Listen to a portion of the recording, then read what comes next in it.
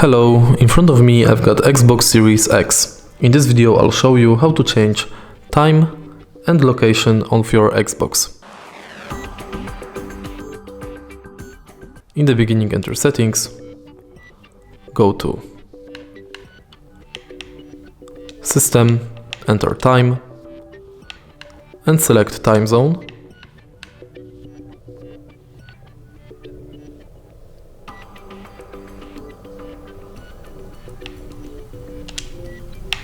Then you can select between automatically adjust for daylight saving,